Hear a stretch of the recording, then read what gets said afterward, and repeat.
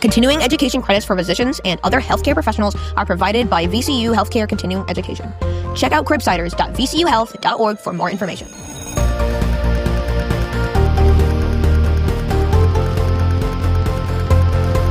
The Cribsiders podcast is for entertainment, education, and informational purposes only.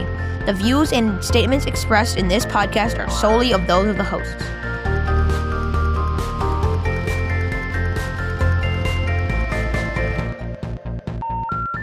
Welcome back to the Cribsiders. I'm Chris the Chu, and today I'm with my friends Sam and Joan. Hey, guys. Hey, Chris. Hey. So our guest tonight is Dr. Stevie Green to discuss topics on obesity medicine. But first, Sam, do you want to remind us what the podcast is all about? I would love to. So we are the Pediatric Medicine Podcast. We interview leading experts in the fields to bring clinical pearls, practice-changing knowledge, and answering lingering questions about core topics in pediatric medicine. We have a fantastic conversation with our guest, Dr. Stevie Green. Dr. Green is a pediatric endocrinologist here at the Johns Hopkins Children's Center. She is board certified in pediatrics, pediatric endocrinology, and obesity medicine, and specializes in providing care to children with elevated weight and metabolic syndrome conditions. She directs the Fit and Healthy Kids Multidisciplinary Clinic at Kennedy Krieger Institute, a clinic designed to treat elevated BMI in children with physical and cognitive differences and disabilities, in addition to directing the Healthy Families Group at the Johns Hopkins Children's Center, a multidisciplinary intensive lifestyle therapy program for children with obesity and their families. Dr. Green teaches us about pediatric obesity management, and there's a lot to cover in this. We discussed lifestyle therapy in our episode number 59, Wait, Don't Tell Me, and today we'll focus more on medications, specifically updates on GLP-1s. And so if there's more interest in medication management to treat elevated BMI with non-GLP-1s, we'll make another episode. Sounds good. Hello, Dr. Green. Thank you for coming on the show. Hi, thanks for having me. Since we're sort of an informal group, is it okay if we go by your first name? Is that right, Stevie? Of course. Excellent. Just because we just started to get warmed up at the beginning of most of our episodes so that our listening audience can understand, get to know our guests a little bit. Can you tell us a little bit about yourself? Yeah. So I'm a pediatric endocrinologist. I am constantly in search of a minimally toxic lifestyle. Think twice weekly baking with chickpeas and bananas to make cookies instead of sugar, and a silicone baking tray.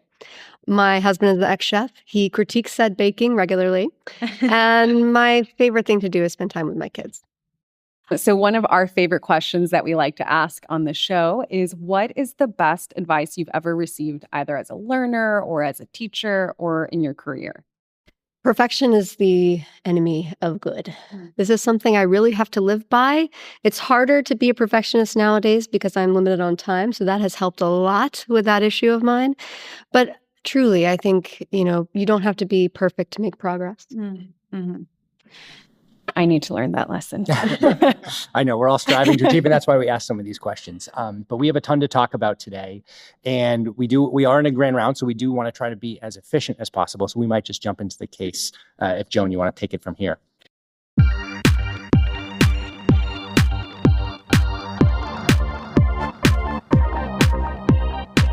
Hey, Cribsiders listeners, whether this is your first episode or you've been with us since day one, you know our goal has always been to share real wisdom about practicing medicine. So let's talk about something that actually changed my day-to-day as a hospitalist, and that's FIG scrubs. I can't walk into a clinic or hospital without seeing people in FIG scrubs, and I get it, I wear them too. They're incredibly soft, form-fitting, and durable, and it's not just dust. If you've been watching a certain popular ER drama on TV, yep, they're in FIGs too. These scrubs get it. That's what drew me in and what keeps me coming back. And because we work with kids and kids come with messes, I love that FIGs are antimicrobial. When stuff gets on your scrubs, and it will, you just wash them and they come out wrinkle-free. I've washed mine well over 50 times and they still look brand new. All of that and so much more is why we've teamed up with FIGs. Now, Cribsiders listeners can get 15% off. Just go to wearfigs.com and use code FIGSRX. That's wearfigs.com and use code FIGSRX for 15% off. So here is our case from Cashlack Children's. So you meet Lyra, an 11-year-old girl, for a new patient well child visit. She recently moved to the area and is establishing care. She's in 6th grade, enjoys art and reading. Her mother accompanies her to the visit. On exam, Lyra's height is at the 60th percentile, and her BMI falls at the 90th percentile for age and sex. Her vital signs are within normal limits, including blood pressure in the normal range for age. There are no other notable physical exam findings. When weight is brought up during the visit, her mother says, "She's just built this way. Everyone in her family is." Family history is notable for type 2 diabetes in her maternal grandmother and hypertension in both parents. As a provider, there's a delicate balance in understanding that you can be healthy at every size and that there's this correlation between obesity as well as elevated lipids and blood pressure. So, as we mentioned in our previous episode on weight management, we discussed not focusing on numbers, but rather being healthy at every size. So, our first question is, as an obesity medicine provider, how do you frame this discussion with patients and guardians? So this is a very delicate conversation, and I think it's one of the most important ones throughout the visit that we have. I come to this discussion with families actually at the very end of my visit instead of starting the visit off this way. But I will use labs, vital signs, menstrual regularity, and assessment of comorbidities to really help guide my understanding of that unique person, because as you said, you can be healthy at many different sizes. And I'll also use the trend of BMI. So where is the BMI headed? Is it stable? Is it rising? Is it trending down to help guide that conversation as opposed to just the BMI percentile number? I actually start by asking, is it okay if we look at the growth chart? And that's probably one of the more important questions in our visit. And once I've gotten permission, I actually start with the height chart instead of the BMI or weight chart, which can be a very triggering spot to start. So we start with height, which is always actually a fun conversation. So we'll start off by just introducing them to the growth charts. Some families have not seen growth charts before. Some of the pediatric practices may not have a computer in the room. They may not have seen that. And so you have to walk them through, here's age, here's the height, here's the growth percentiles. Why do we use the percentiles? What do we expect the trends to look like? And then I'll talk about if you're above, you can see that all of these different percentiles are associated with a healthy height. And everybody's different. We're all different sizes. But if you're above this curve or below this curve, it might trigger us to wonder, is there something going on? And look further into it. And it may not be. It may be a perfectly healthy height for that person, but it's just a screening tool for us to look and see, is there something more going on here? Do we need to look into it? So that's how I frame that first part of the conversation. And then I'll ask, what determines your height? They'll think about it, and sometimes they'll say sleep. I'm like, yeah, that's sometimes they'll say nutrition, but usually they'll come to the conclusion of genetics. And so once they say that, I say, that's exactly right. Now, there are things we do that impact our height, right? Like getting adequate nutrition. If you don't get enough vitamin D or zinc, or you don't get enough sleep, or there's stress on your body, your height may be impacted. But mostly it's genetics. And then I ask, what determines your weight? And then they pause and they're a little silent. And then we sort of get to mostly genetics. You don't get to choose the number on the scale.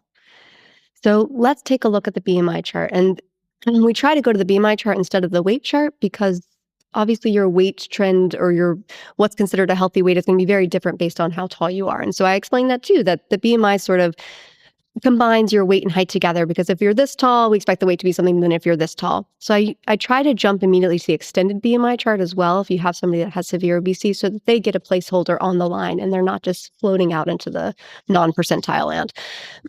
So we jump to the extended BMI chart, and we've already talked about what the growth chart means. So then I say, if somebody has obesity, we start with anything above this 95th percentile line is considered at risk for XYZ. You fill in the comorbidities you think are applicable to that family. So that's why we're here today, and I want to talk about that. And if they've not gotten lab assessment yet, that's a great time to say we should look at these things. But I also think it's important to say during that part of the conversation, I have kids I work with that are up here on the BMI chart, pointing to somewhere above the 95th, that are perfectly healthy and doing wonderful. And I have kids that are down here on the BMI chart that have medical conditions. So it's not just about the number here, but it's about who you are as an individual. So let's check the labs plus whatever comorbidity assessment we did. That tells us how your body's doing. And then we can have a conversation more about what we need to do. Does that make sense to you? And that's sort of how the conversation gets going. And so really important during the course of that conversation, again, to sort of orient them to the growth chart in a very kind way, orient them to that they don't control the number on the scale. There's certain things we do that impact it, but they don't choose the number, and that you can be healthy at many different sizes. That's the beauty of the human race. So those are really key points that need to be brought up during that conversation. So one quick question is, so in our case, we have an 11-year-old. Are there any different nuanced ways you approach the patient and their families if they were later adolescents, or as a general pediatrician, maybe a little younger for some of us that were taking care of our patients. We might be seeing them earlier and seeing them sort of veer that way on the growth curve. So that's another reason it's really nice to bring up the growth curve, because it's hard to explain to family the percentile is rising. And so that's a great time to bring up the growth chart regardless of the age and say, I'm a little bit concerned because the trend is rising and that where we're headed. So if we intervene now, we have a little bit more of an opportunity. In terms of age and how to approach the patient, this is the nice thing about being a pediatrician and having that training, is that you approach each age group very differently. So I'm not going to have the conversation with the 2-year-old about the growth chart, but at 5, we sometimes are. And at 10 or 11, we definitely are looking at the growth chart together. I bring them over to the computer. We have that interaction because I'm going to be their doctor for a long time, just like a general pediatrician. And this is about them and their body. And they are very aware of what's going on. So you don't want to have that conversation just with parent if the child's able to engage with you. So I'm trying to look at both parent and child about 50% of the time and orient them into that. And again, I think that they understand a lot more than sometimes we think they do. Did that answer your question? Yeah. Right. So moving on with her case then, at her follow-up visit, Lyra and her mother report that they've made several changes.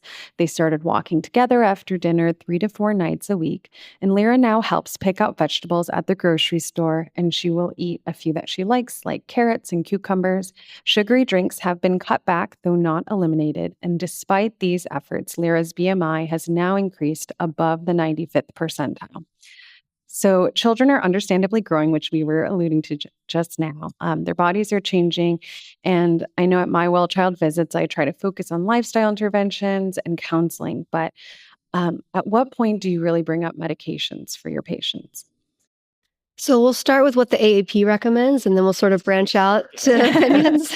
So the AAP recommended a few years back that we be starting in the general pediatrics clinics and subspecialty clinics anti-obesity medication starting at 12 and up for kids that have obesity, and considering it in 8 to 11-year-olds. And a lot of these recommendations come out of the fact that intensive lifestyle therapy can be therapeutic for some, but as patients get older, as the obesity becomes more severe, those intensive lifestyle therapy, even when done correctly, even when done 26 hours a year or over 3 months, which is what the recommendation is, become less and less effective. And so the watchful waiting has been shown to not be an effective therapy for most people.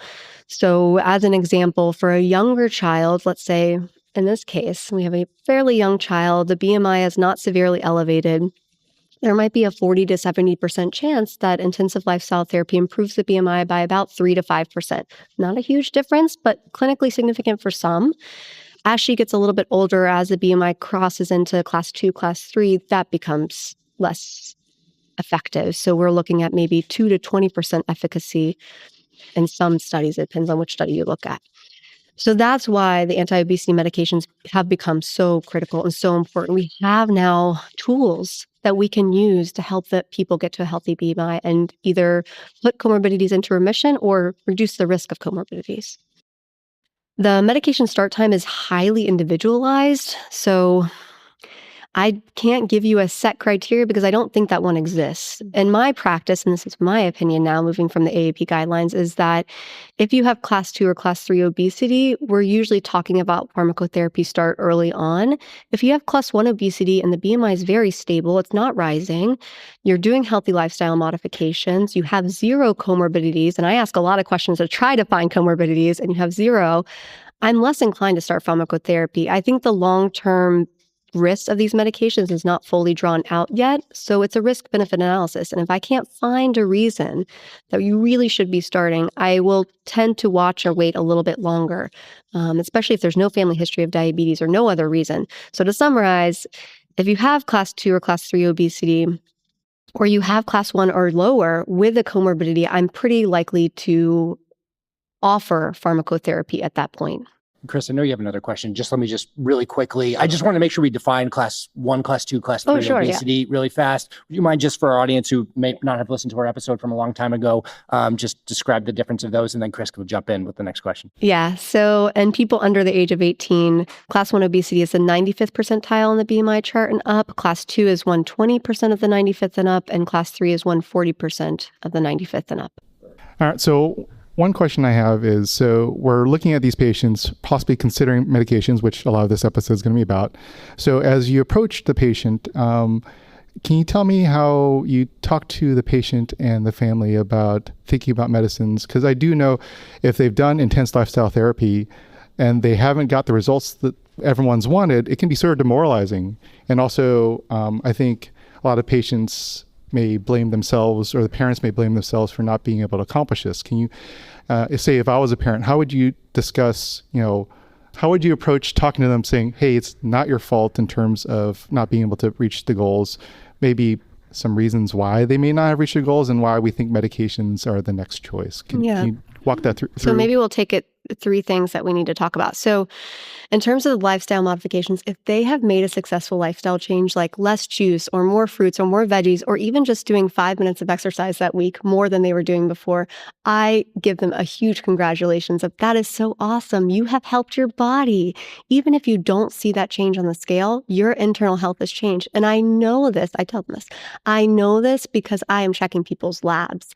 And in kids that I treat with type 2 diabetes, when they change their juice intake or their sleep habits or their exercise, I see their numbers change even when the scale doesn't. So I know that your internal health is really benefiting from those changes. So keep them up. It takes time. It takes a lot of changes slowly over time. Just because the number on the scale didn't change doesn't mean you're not impacting your health positively. The other thing we got to talk about is when we first came in, we talked about the BMI curve, and we talked about that that's impacted by genetics. And so I like to use my hands to talk to people. So I know you can't see this, but imagine. So I sort of use my hand to say, if your metabolism is sitting here and it's lower, and your appetite is sitting above that. And I'm not saying your appetite is higher or lower. I'm just saying if your metabolism is sitting a little bit lower than your appetite, and your appetite's sitting here, that over time leads to this dysregulation, and over time leads to excess gain and can make it hard to get to healthy weight. So even when you lower your calorie intake or you make your diet more nutritious, sometimes because the way the body is designed, the metabolism goes down too to really maintain your BMI. And that is a natural thing that happens in the body, but sometimes that isn't good for our health. And when that happens, what we can do is use a medication to sort of re-regulate that metabolism, either bring the metabolism up or bring the appetite down so that they match. So when you are making those lifestyle changes, they become more impactful and more sustainable. Does that make sense to try one of those medications? And then you can go into sort of what the medications are. So I think it's a gentle conversation, and it takes place over time. So it starts with that initial visit talking about the dysregulation in metabolism. So then when you need to have that conversation, they already know there are other options available to me. I think I mentioned there was 3 things, but I guess I said 2. This was perfect. I'm already sold and I'm about to start these medicines. So Chris, you have the next question though. All right. So GLP-1 agonists have shown exceptional efficacy in adults. I spent a lot of times in my outpatient adult clinic, and it's been FDA approved for both diabetes and the weight loss. So as of 2026, which one of these are FDA approved for children? So semaglutide under the brand name Wegovy. So semaglutide comes in 2 forms, Wegovy, Ozempic, but under the brand name Wegovy, it is FDA approved for children 12 and up, and that's been going on for a few years now. Saxenda was approved even before that. Saxenda is liraglutide, but under the brand name Saxenda. So you get a higher dose than you would with the type 2 prescription for children, and that's also approved for 12 and up under the brand name Saxenda. I wanted to mention here, because I use a lot of off-label GLP-1s, and I think people need to know what they have access to, because you may not get a weight management covered GLP-1. So it's important to know what else is on the market. So Zepbound, or in this case, tirzepatide, under the brand name Mounjaro, is actually now approved for kids with type 2 diabetes 10 years and up. So if you have somebody that you could maybe get Mounjaro for, that might be a better option in some cases. There's also a whole list of GLP-1s that are approved for 10 years and up for type 2 diabetes in children. Those are not as effective at BMI change, so I don't think we need to go into those. But so those are the 3 that you're looking at. Saxenda, which is liraglutide, Wegovy, which is semaglutide, and then Mounjaro, which is tirzepatide. That also has another brand name, but not approved in kids yet. Gotcha. So with your your crystal ball, look in the future, what do you think we're going to see available for children in the future? Are they all going to be 12 and up, or will we see maybe some testing, any studies in looking at any of these medications for younger? And then we're only a couple of weeks out from the Super Bowl, and during the Super Bowl, there were lots of advertisements for an oral version of semaglutide. So are you able to speak to any of that? Sure.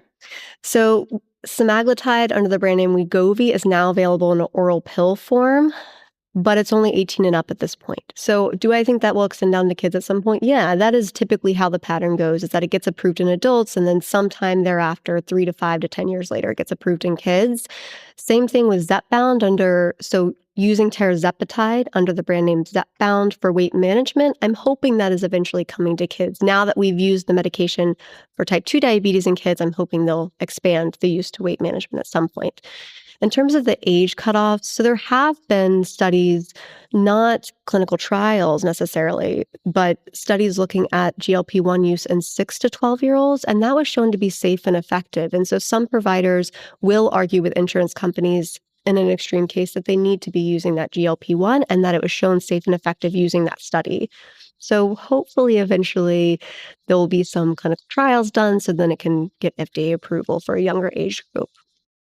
So it's interesting. These are some of the drugs that the general public actually knows somewhat of the mechanism. You know, when you say, hey, take metoprolol, they might not know this is a beta blocker. But I feel like the word GLP-1 exists in the general public. But I think this is a good time for us to talk about how do these drugs work. So if you don't mind taking us through GLP-1, GIP, all of these things, and trying to explain to us kind of what you were trying to explain to your patient and how they work. Sure. So semaglutide is the GLP-1, tirzepatide is the GLP-1 plus the GIP. So GLP-1 stands for glucagon-like peptide 1, and GIP stands for gastric inhibitory polypeptide. But both of these hormones are something your body naturally makes. It affects your gut, and so it slows down how quickly things move through your gut so that you feel fuller longer and satisfied more easily. But they also send a signal to your brain, and they actually work in the center of your brain that regulates appetite and metabolism to send a signal through just as if you've already eaten.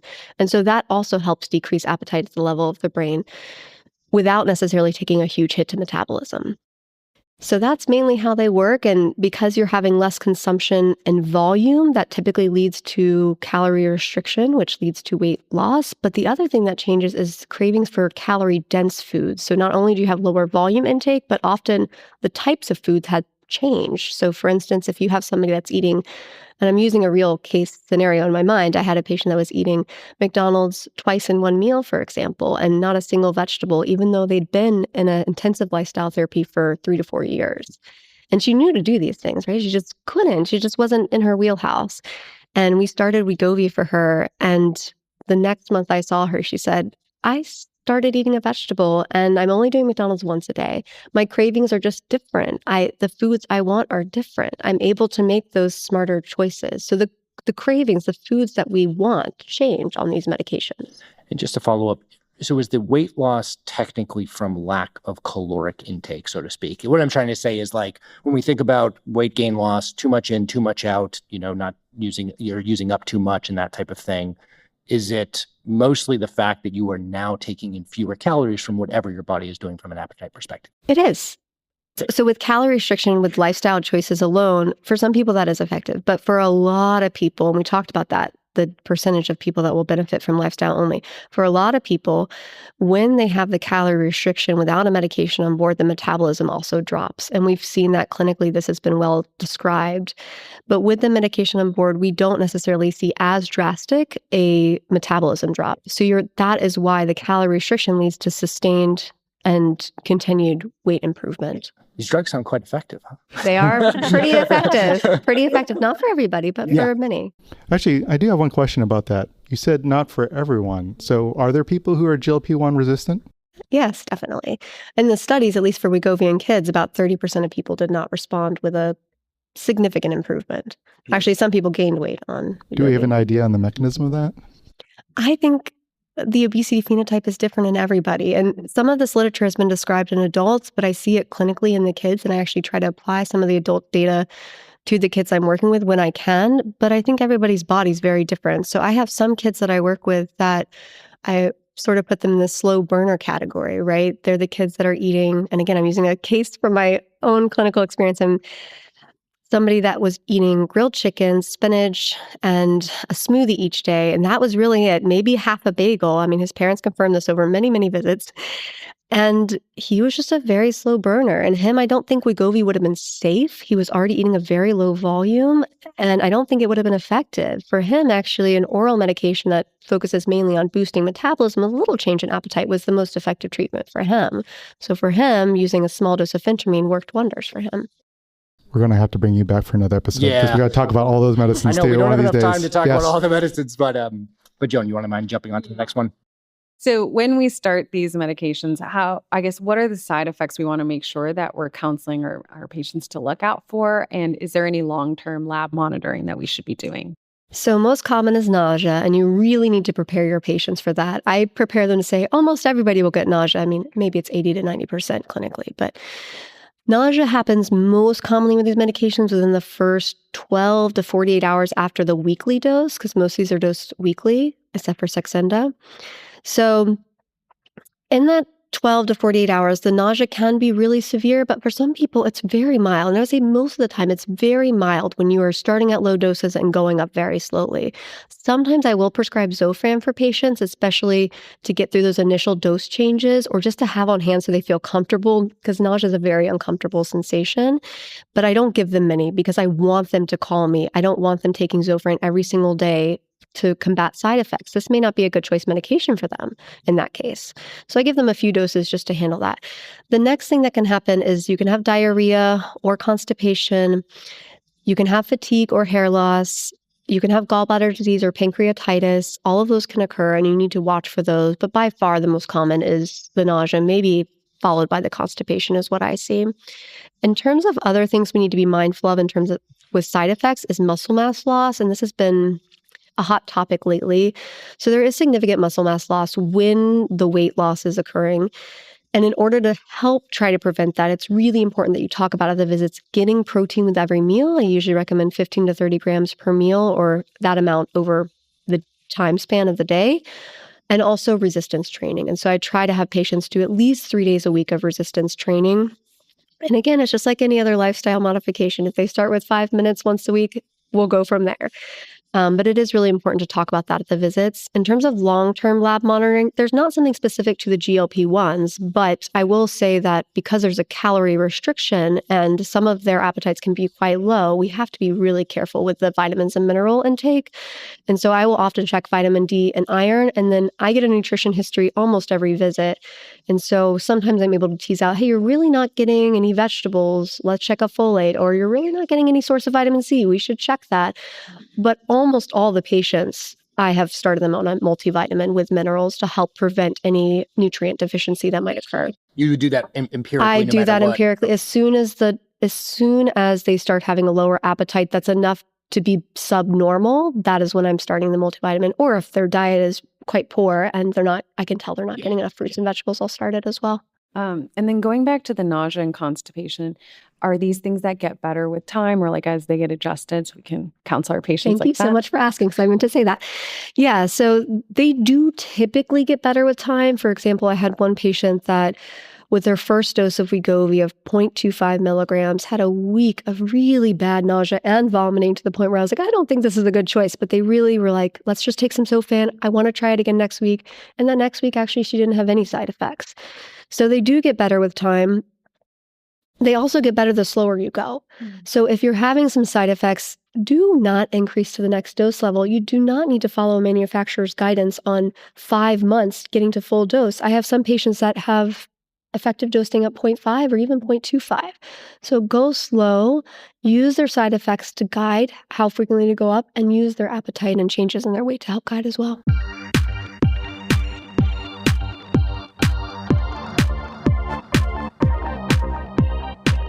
Hey, Cribsiders listeners. On episode 135, we sat down with Dr. Tristan Nichols and talked about how AI is already changing how we practice pediatric medicine.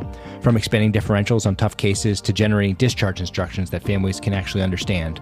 One thing that really struck with me is the idea that AI shouldn't replace our clinical reasoning. It should sharpen it, and that's exactly why I've been using Claude.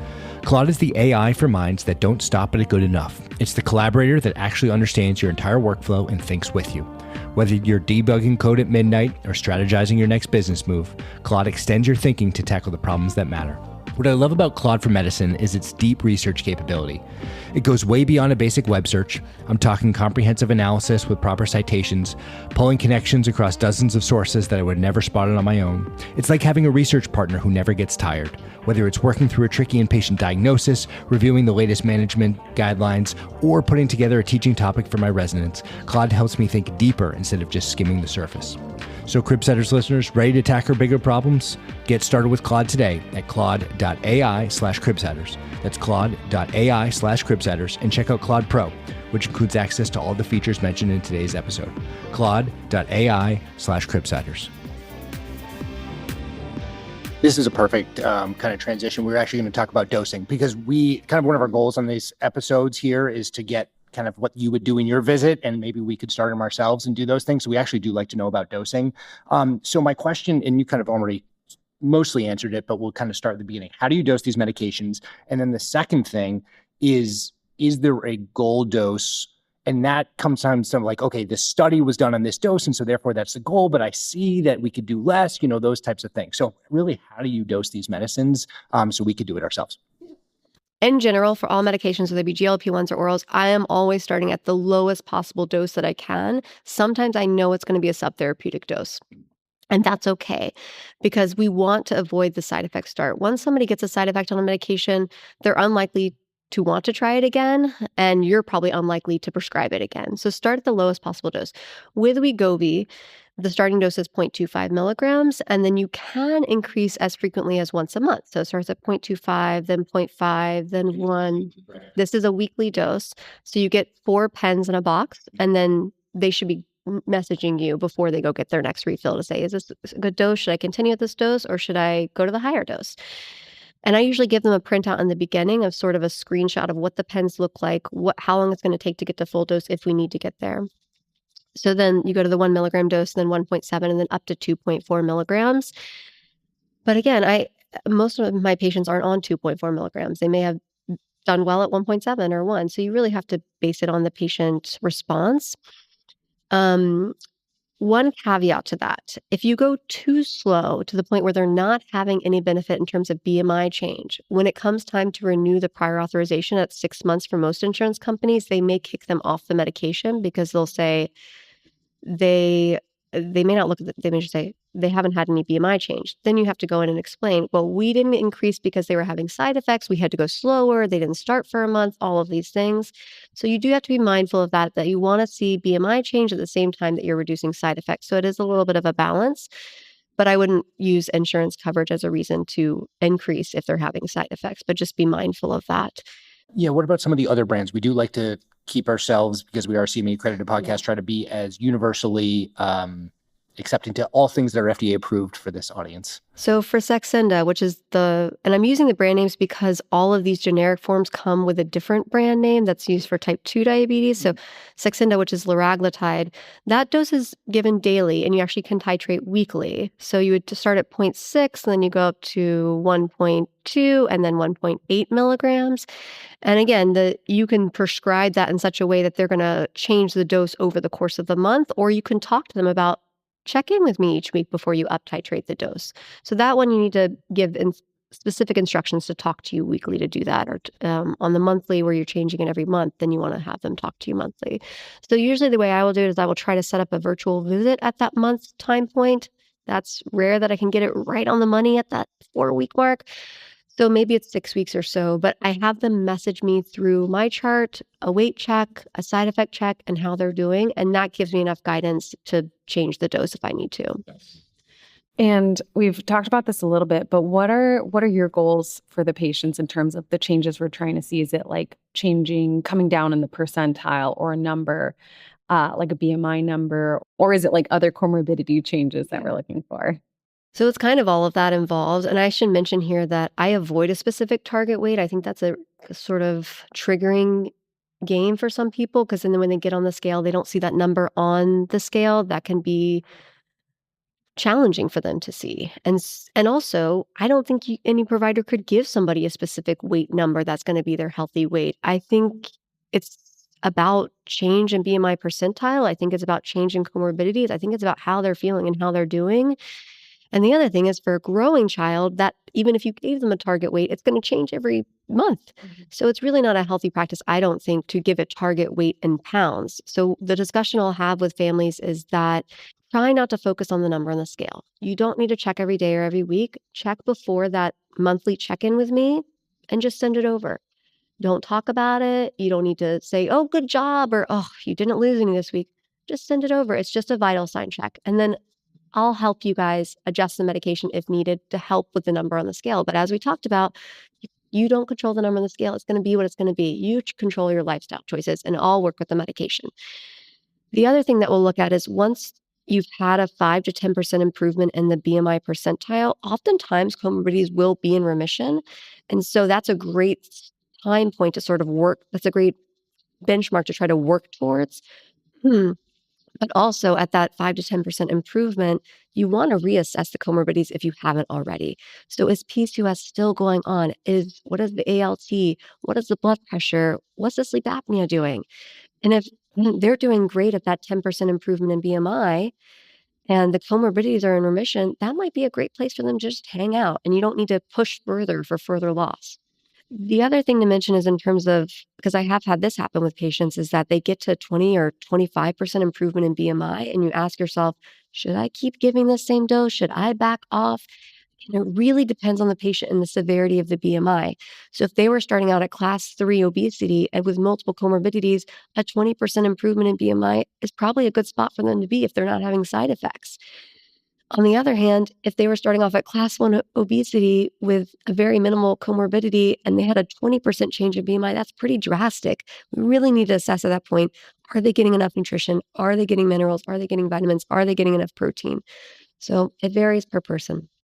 And this is perfect. And I do have just a specific question about when you're titrating or when you get that message back to you in a month, for example. So like, say it's pretty easy to say, okay, you've seen zero change, but you have no side effects. So the risk benefit profile to increasing your dose is good for increasing your dose. So great. That one I got. When you have lots of side effects and you can't increase your dose, that one I also have. My question is, what happens? What's your kind of choice when someone is showing weight gain at a kind of, we'll say, a low to moderate dose and has kind of no side effects? Are you like, let's just leave it here, and kind of how do you choose that? Or do you say, hey, let's go all the way up to the FDA approval dose, the max dose? So this is where my job gets a little complicated. Right, this is where we refer to you, but we're hoping to try to do something here. Yeah. So a lot of this comes out of practice. So when you practice using these medications with different patients and different side effects, you get a little bit more understanding of what's going to work best in that patient and for that family as well. So when they send that message back to you, when you see them for the follow-up visit, the thing you're looking for in the short-term changes is the scale on the change on the scale or change in percentile. So in general, and there are charts to sort of look at degree of BMI elevation and age, how much should they lose per month or per week. But in general, about 1 to 2 pounds a month for a very young child is okay. When you get into sort of the 8 to 10 to adolescence, 1 pound a week is a really safe place to be. And that's sort of what I like people to sit at, is about 1 pound a week. It's really slow, but you'll see when these kids come into clinic, it's actually really fast.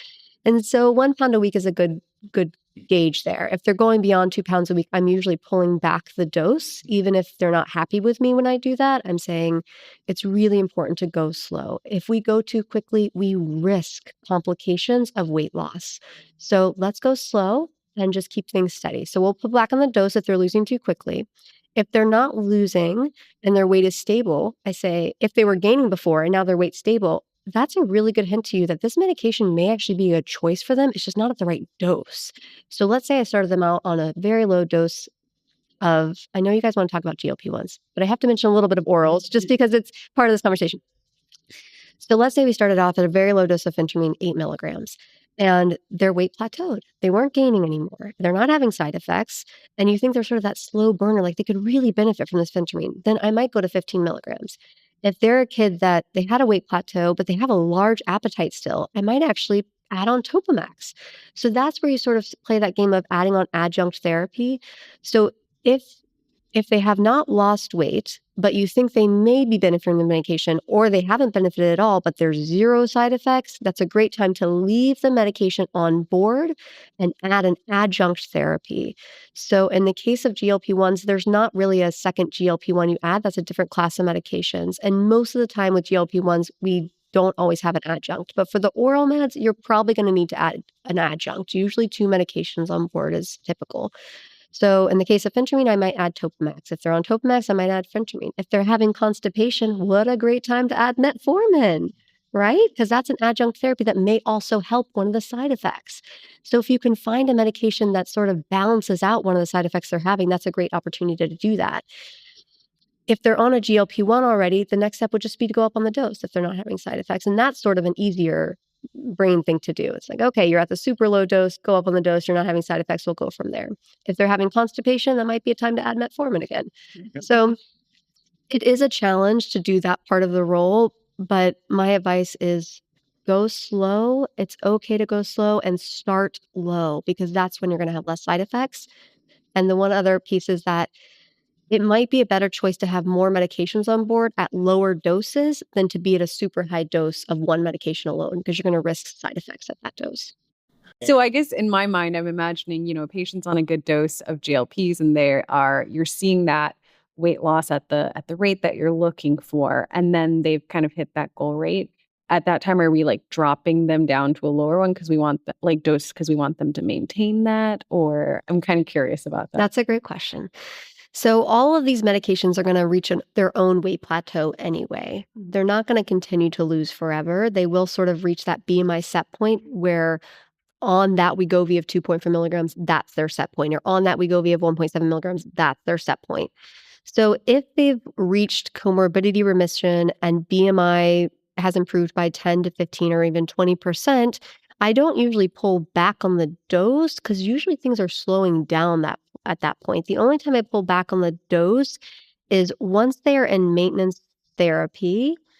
So they've been at a stable BMI percentile with no comorbidities for, let's say, 6 to 12 months. We might say, let's see if we can get away with a little bit lower dose for maintenance. Or if they're having side effects, I will pull back on the dose. Or if there's an insurance issue for whatever reason and we need to adjust dosing of multiple medications, we'll do that. But those are the only times I really pull back on the dose. You're either losing too quickly, we're trying to enter a maintenance phase because things have been really stable for a long time, or you're having side effects. We kind of skipped this, and we probably should have done this in the earlier part when we talk about contraindications. So essentially, we should know, we talked, okay, these people are eligible. This is patients that we should put them on. We should probably know who is a contraindication. Who should we not be prescribing these medicines to, just at the baseline, so then we can kind of jump back into the conversation that we're having. So for the GLP-1 agonists, which we'll focus on that because this otherwise would be too long, but a personal or family history of thyroid cancer should immediately alarm you to say, what type of thyroid cancer? Was it medullary thyroid cancer? They don't usually know. You might have to get them to do some family history digging. Or does anyone have MEN, multiple endocrine neoplasia syndrome type 2? Because that would be a risk for medullary thyroid cancer. Pregnancy is another one. You wouldn't want to start these medications in. And if they become pregnant, you need to adjust what you're doing. Hopefully that's not the case, but you might need to change what you're doing. And then if they've had pancreatitis, you need to be very cautious because pancreatitis is a potential side effect of these medications. I personally would say it's not a true contraindication because it depends on the cause of the pancreatitis. So let's say they had triglycerides of 600 and they got pancreatitis, but now the triglycerides are 150. Okay, maybe they're not at risk for pancreatitis. But if they have a chronic pancreatitis condition, this medication is not a good choice for them. So my follow-up question is about contraindication, or maybe relative contraindication, is we know that eating disorders are underrecognized, especially in our adolescent population.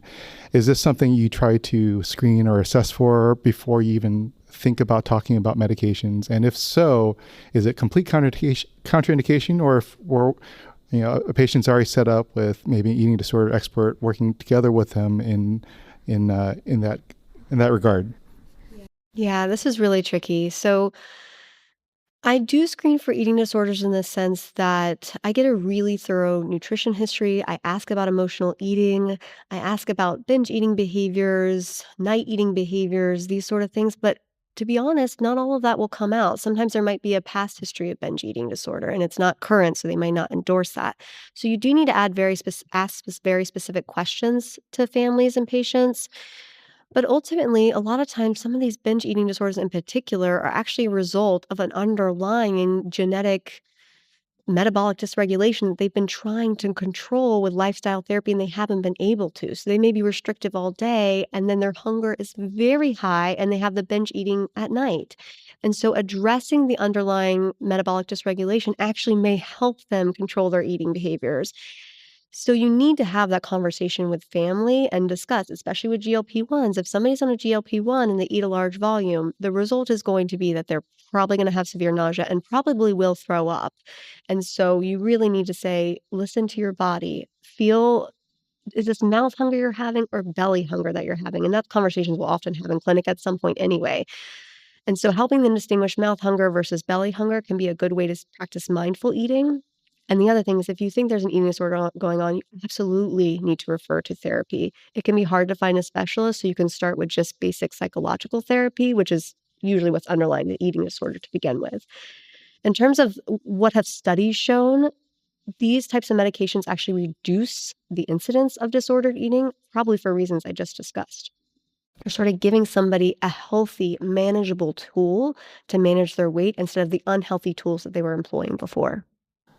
I have a slightly different question on a different wavelength. Just if you were to stop these medicines for whatever reason, would you need to wean the dose, or is this something that's given weekly? You say, all right, you don't take it next week and we're done, and it will slowly ooze its way out of your body.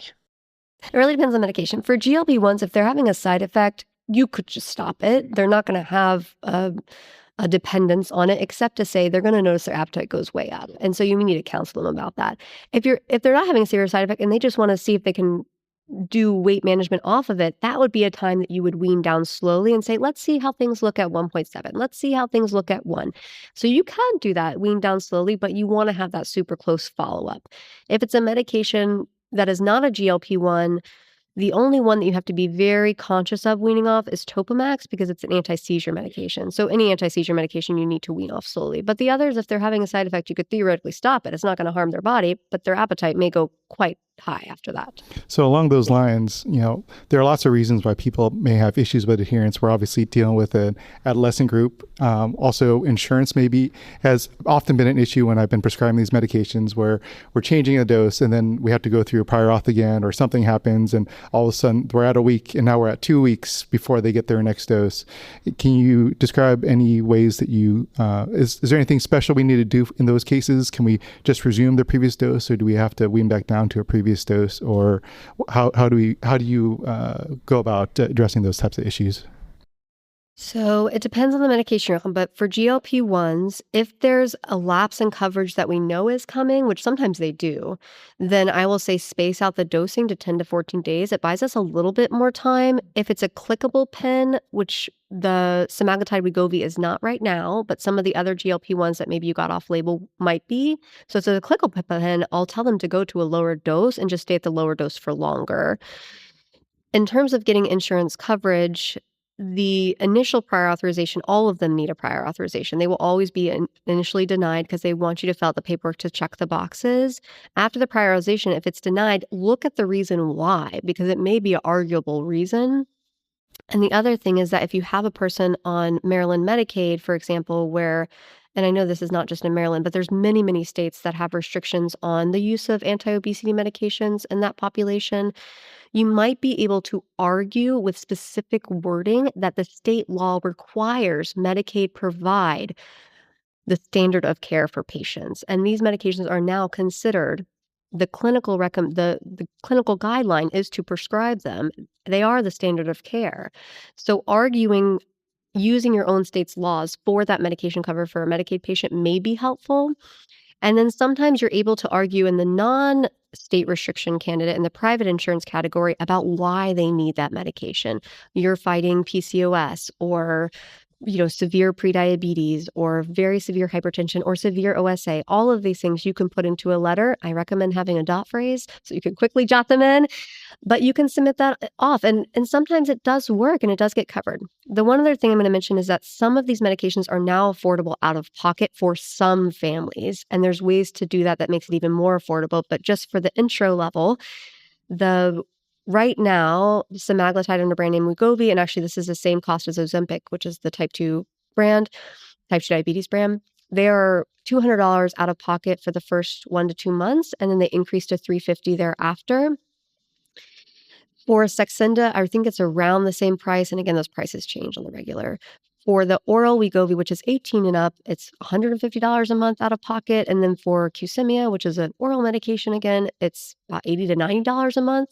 So for some families, using the out-of-pocket way is a good choice for them. The other thing is that if they don't have GLP-1 coverage, it's not a reason to not treat them. In fact, that's probably even more of a reason because a lot of the people that don't have GLP-1 coverage may be on Medicaid, and that population is at even higher risk of comorbidities in some cases. So that's a really important population to treat. And in that case, it's not that you restrict them from using anti-obesity medications, it's that you use the oral forms. So Topamax, Vyvanse, Metformin, they're all covered by insurance regardless of diagnosis code, essentially. Phentermine is not going to be covered, but out of pocket, it's $5 to $25 a month. So they can typically afford an oral medication. Yeah, and I am really glad that we're talking about affordability here because one thing that we like to do on the podcast is also kind of acknowledge the health disparities that exist. And I feel like especially with weight management, affordability, as you talked about, I think it's something that comes up a lot with these medications. So before we kind of wrap up finally, I'm sure a lot of families want to know about long-term side effects. Okay, I'm putting my kid on this drug. What do we know about these things? Do you know anything about long-term side effects? How do you counsel them? Any risks, benefits, anything that we should know? And it's okay to say, look, we don't really know what's going on right now, and we'll all follow the data together. We do not know of any significant long-term side effects at this point with GLP-1s. All of the data is sort of pointing to they may be helpful to decrease inflammation and long-term risks of other conditions, but the data is very, very lacking because they just haven't been in use long enough. In terms of all the medications we have access to, some of the oral medications have been used a long time, so we have good safety data there, but for the GLP-1s, we just don't have it. This is one of the reasons that I avoid starting medications unless I have a very good reason to do that, like we discussed earlier in terms of the guidelines I personally use to start pharmacotherapy in most cases, because we know the risks of severe obesity. We may not know the risks of these GLP-1s yet, but we know the risks of severe obesity or of the comorbidity they already have or the high risk of the family history. So in my mind, the unknown risks of the GLP-1 do not outweigh the risks of the comorbidity or the severe obesity. And so that's how I sort of reason that this is an appropriate thing to start. All right, so we're getting close to running out of time now. So I think the last question I'm going to ask before we do a wrap-up question is is there anything else you want our listening audience, the Grand Rounds folks here, the people at home, is there anything else if you had your dying breath, last things you want us to know about GLP-1s? what would you want us to know? Things have taken a turn. I think I'm going to go back to what I stated in the beginning. You do not have to be perfect to make progress. And I tell this to my patients all of the time because they get so disheartened when things aren't going as quickly as they want or they didn't see the progress they want. You really don't have to be perfect to make progress. It is about small steps in the right direction. So if you are a practitioner thinking about starting pharmacotherapy or starting a lifestyle group, don't worry, you're not perfect. Start low, go slow, start with what you have available to you, and go from there. It's okay if you're not perfect. It's okay if you don't know everything. It's okay if things go slow. You can do it. Baby steps are the way. Excellent. All right. We're going to get some questions from the audience because we don't ever get to do this on a live show. Dr. Feldman's got a question. I had two questions. One is, Stevie, when you start your patients out on the GLP-1s, do you set expectations that they're going to be on these medications for the rest of their life? What's that discussion like? And what's the hope for the patient over time? And then two, these medications certainly are saturating the adult primary care world. Do you think that pediatric primary care docs should be feeling comfortable prescribing these as well? Or does everyone need to come see Stevie? Okay, so to answer your first question, I try to avoid the word lifelong. I think that's a triggering word to families, but I will say long-term. And the other reason is because we don't know if it's lifelong. What we know is that if a GLP-1 medication is working well for you and you stop it, the BMI will typically go back up. Not entirely to where it was before. So for example, if you lost 20%, you might go back up to a loss of 5%. But you do have regain. And so I talk about that with families. We are treating an underlying metabolic dysregulation. So if that medication that helped that dysregulation is removed, that dysregulation presents itself again and the weight goes back up. In terms of why I don't use the word lifelong, not only is it triggering, but also there are medications that may be coming out in the near future that help reset that BMI set point so that they can come off of the GLP-1s. Also, they may be a candidate for bariatric surgery in the future. Not to say they wouldn't even at this moment we're starting the GLP-1, but they may want to do bariatric surgery in the future. So that may change what medications they use. And then in terms of the maintenance phase, even though they may need to be in the long term, sometimes we can switch to a different medication that's an oral medication for long term. But in general, if you're using a weight management medication and it's had significant benefit for you, you're going to need to use it, something like it long term, or have some intervention as of now. But stay tuned for 5 to 10 years from now because there are some things coming up. The other question, primary care. So I'm going to leave my personal opinion out of it. I'm going to go to the guidelines. The guidelines say American Academy of Pediatrics recommends that this care take place in the primary care setting as much as possible and then refer to the subspecialist. The truth is there are not enough subspecialists that are doing this. There's just not. So in order to make this effective and therapeutic and not practice the watchful waiting approach, but to practice the intervention approach, we have to get primary care doctors to feel comfortable with these medications. Great. Thank you so much. I had a question.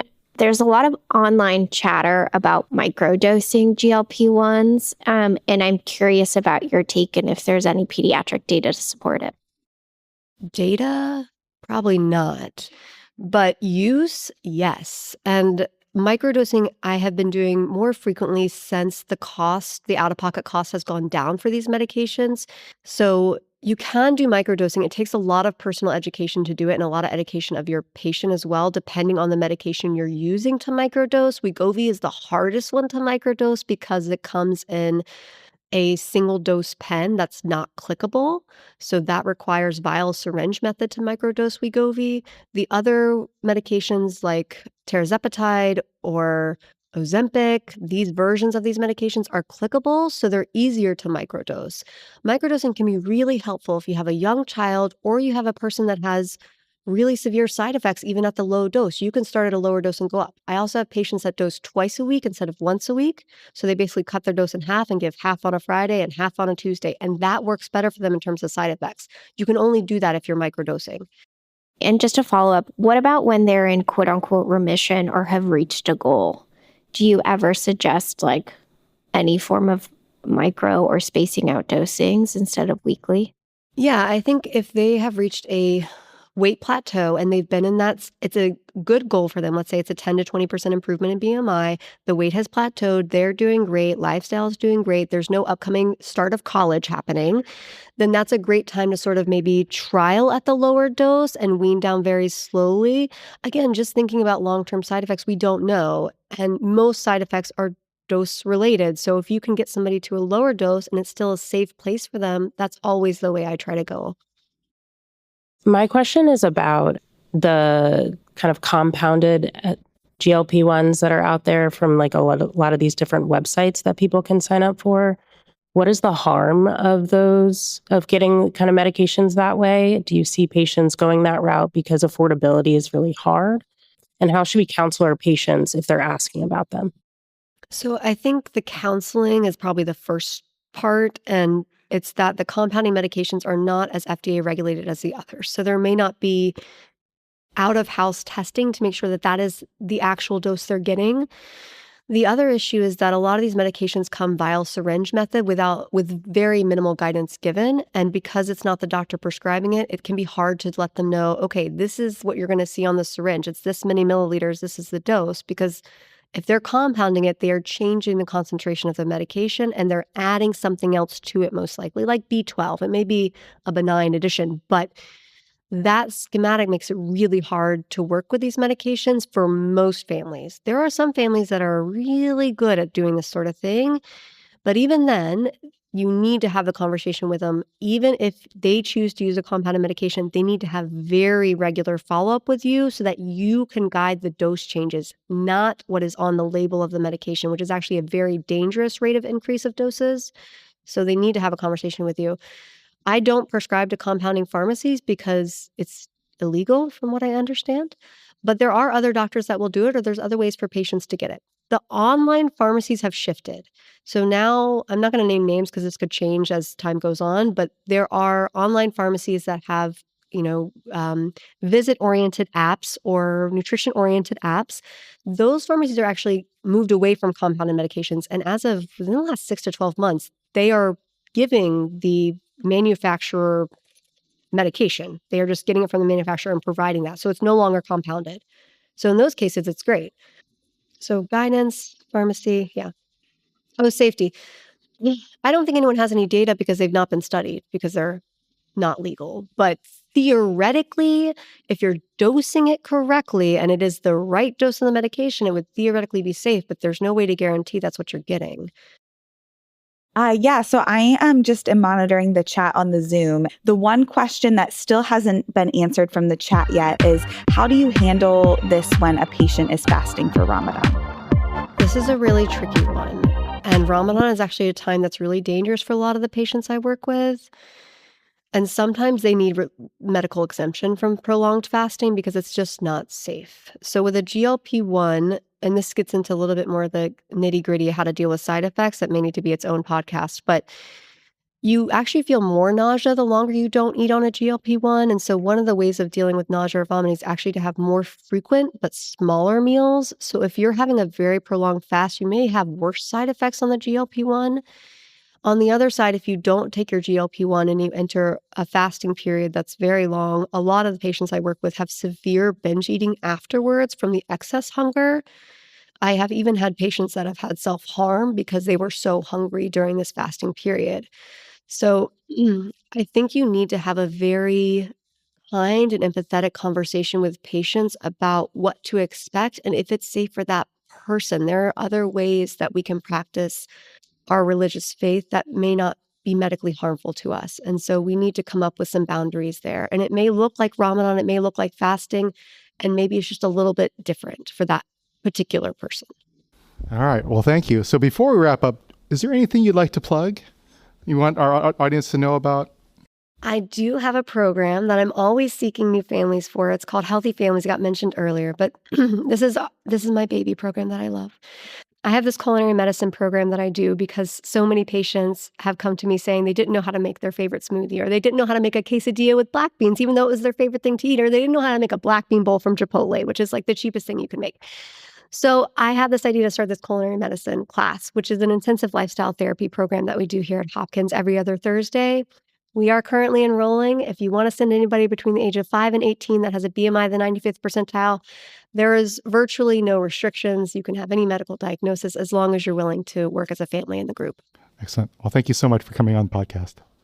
Thank you for having me. Appreciate it. This has been another episode of the Cribsiders. It's for the kids!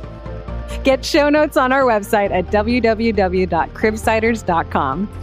We're committed to providing you with high-value, practice-changing knowledge, and to do that, we need your feedback. So please subscribe, rate, and review the show on Apple Podcasts or contact us at thecribsiders@gmail.com. And a special thanks to our producer for this show, Dr. Joan Park, and our wonderful social media team, which is mostly Denise Cruz and X Blue Sky and Instagram. And I've been Sam Mazer. I'm Joan. And this has been Chris the Two-Man Chew. Thank you. Good night. Bye.